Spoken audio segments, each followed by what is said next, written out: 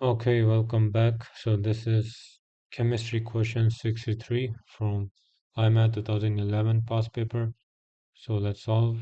It says 8 gram of copper oxide is reduced to 5.6 gram of copper using hydrogen gas. So yes, it is a reduction because the oxidation number on copper in this copper oxide is 2 plus.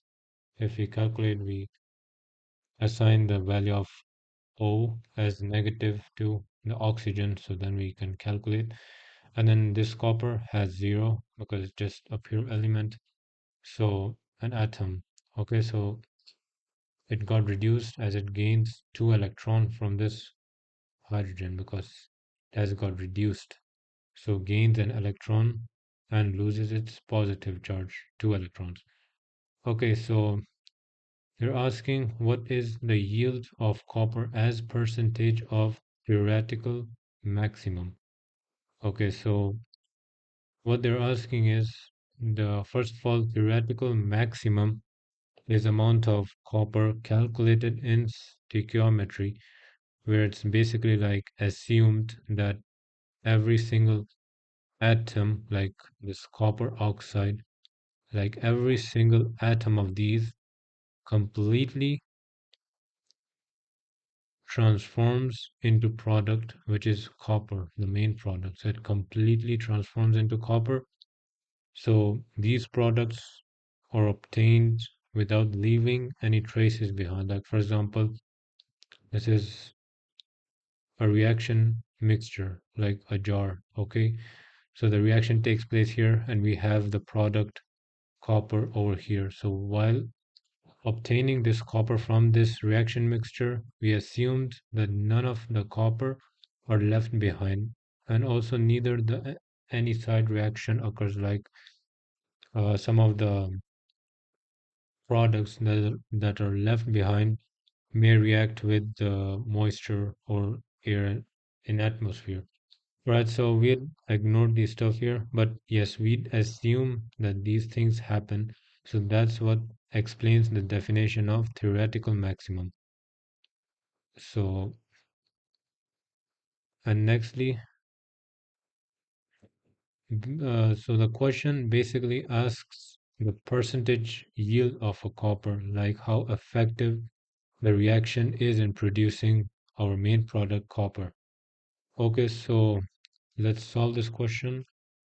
Mm, First, we are given with 8 gram of copper oxide. So yes, we'll use the reactant's mass to calculate the theoretical moles of copper. So I'm going to write it here, theoretical amount. Okay, so this theoretical amount is for only copper, since we are asked to find the yield of a copper, the product. Okay, so first of all, we're going to calculate the moles, and to find out moles, we're going to use the mass of copper oxide. So we're given with 8 grams, so 8 divided by, so what we have here is the given at relative atomic mass. So we add copper 64 and 16.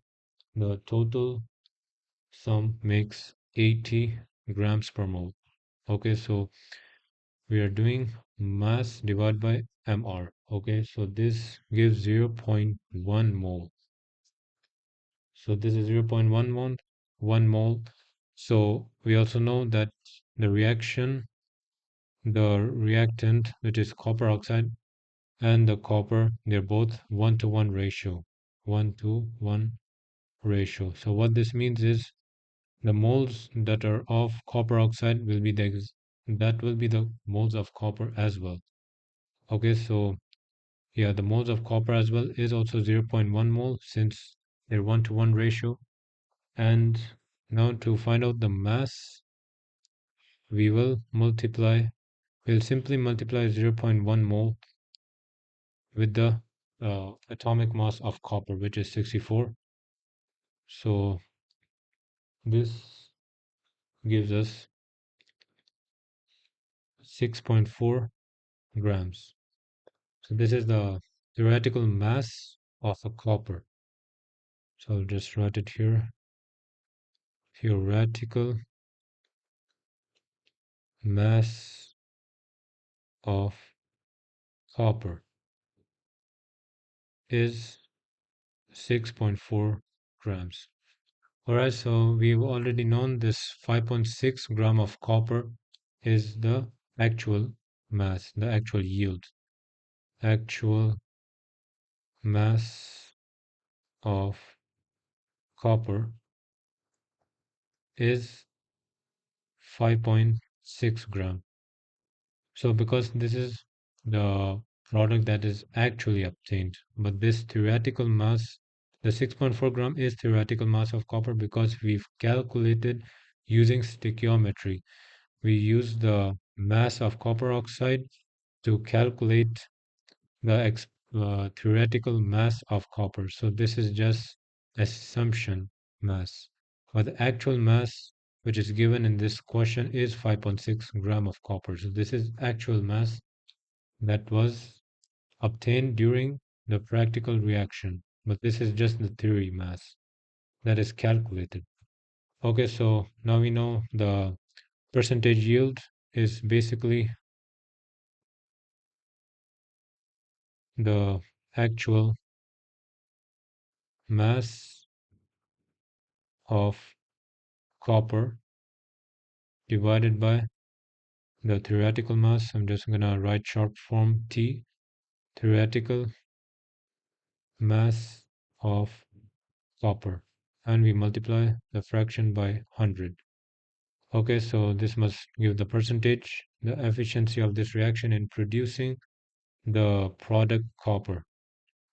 Okay, so just straight up plug in the values. 5.6 divided by 6.4 times 100.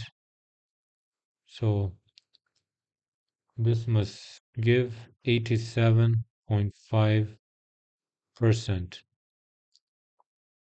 Alright, so this is the percentage yield of copper produced.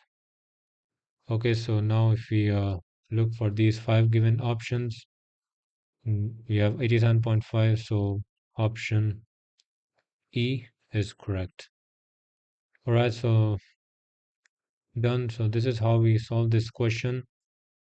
Thank you guys for watching my video. I hope you find this video helpful. Please leave a like and subscribe to my channel. Thank you guys. Bye.